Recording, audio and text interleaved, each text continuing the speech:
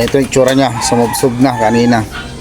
Ito, healthy ibon to, wala siyang kasakit-sakit, bigla lang. Yan yung mga ipot niya, talagang matitigas. Ito yung mga ipot nila. Walang nag-green dito sa kulungan. Ito pares niya, kalahi din niya si Paul George. Ito yung champion ko ng North and South. Naka-pairing silang dalawa. Kakatanggal ko lang din ang inakay niya. Mga 2 weeks pa lang kakawala yung inakay nila. Tapos nagpahinga. Ito, biglang namatay. Yung ibon na maraming binigay sa akin na panalo. Tong rings niya hindi na rin tatanggalin dito, ililibing na rin kasama. 9 years na rin to na ibon. 2015 RMC banded. Ito yung pan-interesa na namin ng one look race. Galing to kay Pare Benji Mola, imported. Walang magagawa. Dali, mamaya pagkatapos ng pauwian ko, ililibing ko na rin, ibabaon. Tapos hindi na tatanggalin yung rings niya. Sa akin, pag namamatay na ako ng producer na breeder, hindi ko na tinatanggal yung rings para respeto na rin. Ganito rin nangyari kay Chichi, yung nanay ni Angel. Napakalakas pa, tapos biglang namatay ng kinaumagahan. Ito, 9 years na rin. Tapos yung nanay ni Angel naman 6 years bago namatay. Healthy naman yung ibon, walang magagawa. Talagang hindi nagpakita ng sintomas ng may sakit, bigla lang namatay. Yun nakakalungkot. Lalo't yung mga anak niya talagang nagbibigay ng maganda. Bali yung anak nito, i-stack ko na rin yung huling anak nito para kahit pa paano may tabi akong lahi. Wala siyang kasakit-sakit, bigla na lang, tapos maganda pa yung katawan niya. Ito si Fantastic there. Yung maraming producer to na nilabas, maraming champion na nilabas.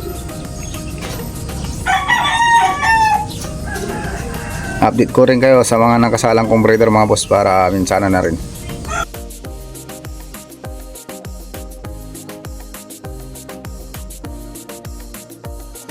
Ito yung mga nakasalang kong breeder mga boss.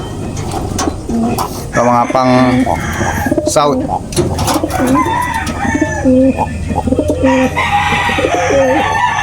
Ito Ansong Ong, tapos ito si Mariposa, itong nanay, producer ng champion. Ito yung inanak nila, nagka blue bar. Ito naman yung nanay ni Demonyo, yung tapos tatay niya.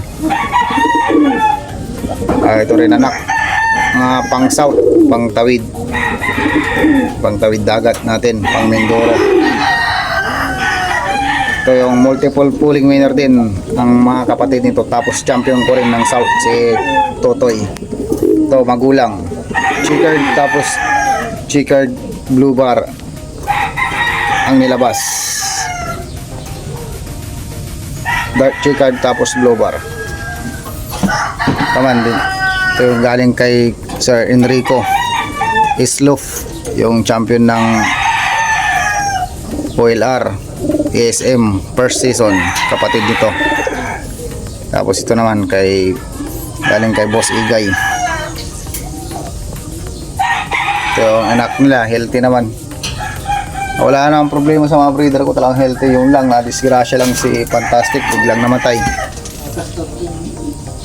Tuwan pa, kahapon pinatungan pa ng asawa niya. Ito, Crack 52, tapos Houston. Yan yung producer ng champion ko na Crack 52. Yan, matanda na rin, 2007. Ito yung inanak niya, dalawa pa. Tapos nakitlog na naman, second clutch na to. Ito, yung mga nagpipim sa akin ng mga young bird na naghahanap. Sa akin, wala akong pambenta talaga, panglaban. Pero pag may gusto kayo, walang problema.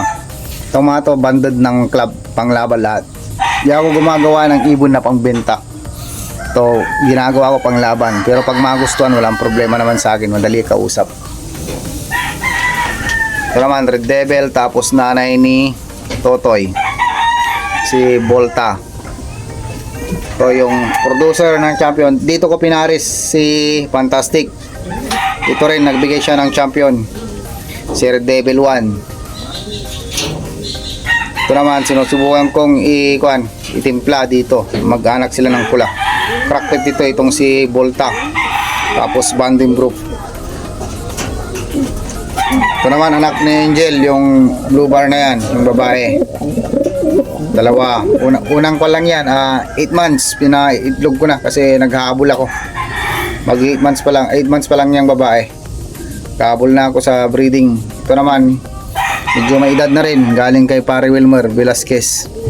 Katbalugan finisher. Ito naman, Red Devil.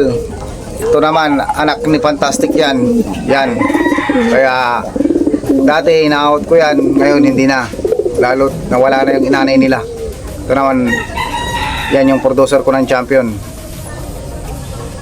Si Red Devil Traitor, Red Devil. Ito, napaka-kwanto. Magandang breeder.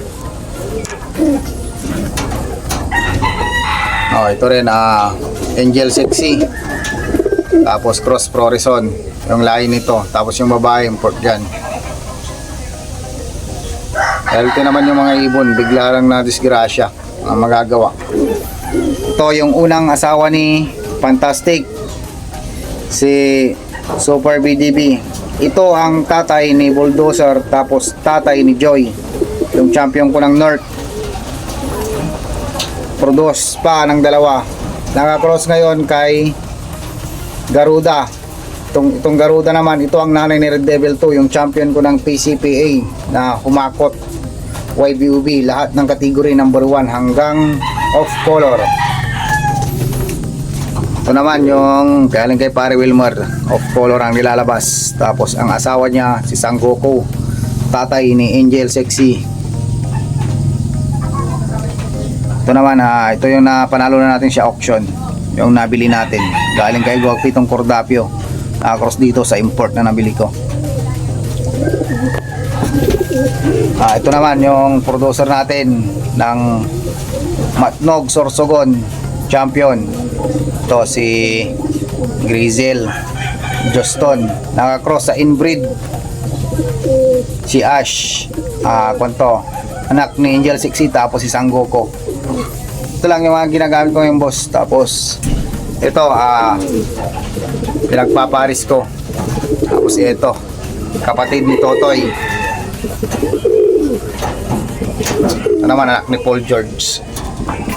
Ito naman kapatid ni Super 50, anak ng ito Juston Kak. Ito naman si Angel, tapos si Lance. Lagi na rin inakay. Itong inakay nito, nabili na ni Sir Kevin. Pinareserve to sa akin. Hindi ko pa sinasalang to na pairing. Pinareserve na. May itlog na naman. Secret clutch. Ganda ng itlog nito, makinis.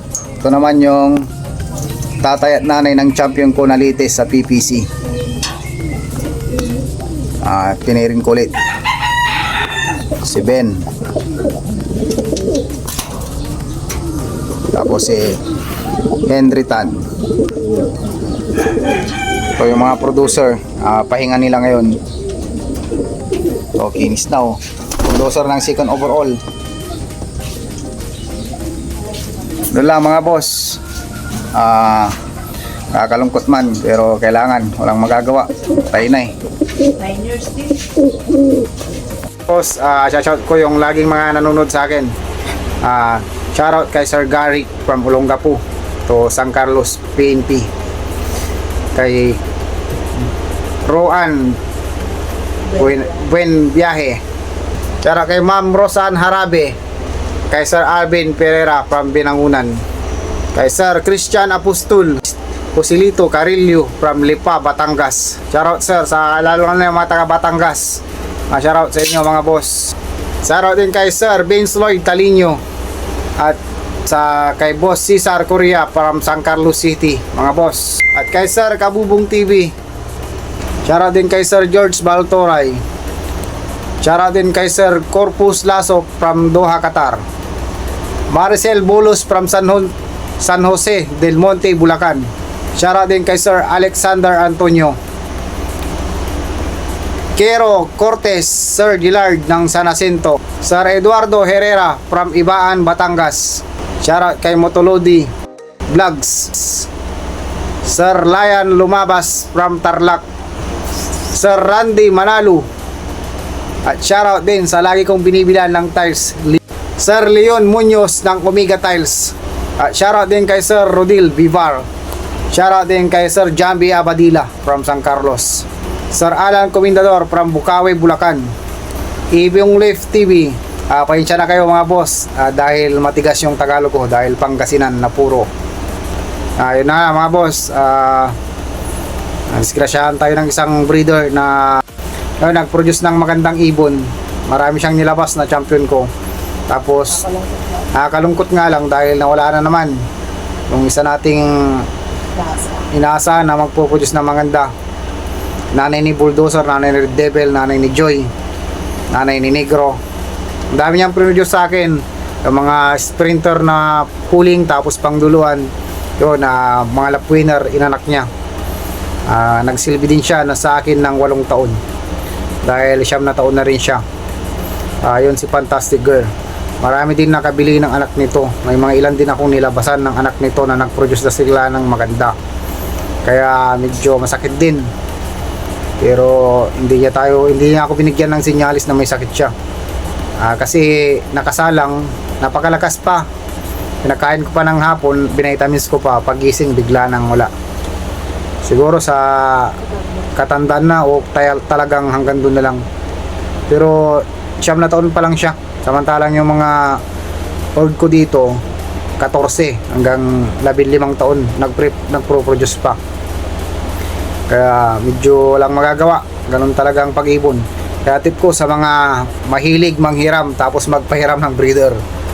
Mahirap po manghiram pag namatayan kayo. Mahirap din nagpahiram pag namatay din ang ibon. Kaya para sa akin pag may ibon sa akin, gusto ko yung ibon na nasa akin, sarili ko na. O yung talagang pinagkuha nyo ng ibon, yung talagang walang masasabi pag namatay yung breeder sa inyo. At least ginawa nyo, inalagaan nyo. Pero pag hindi nyo kayang tutukan yung ibon, ako tutok ako sa breeder pero namatayan pa. Pero number 1 na tip ko, huwag kayong manghihiram ng breeder o magpapahiram. Mahirap mawalan ng breeder, lalo na pag producer. Hanggang doon lang mga boss. Maraming salamat.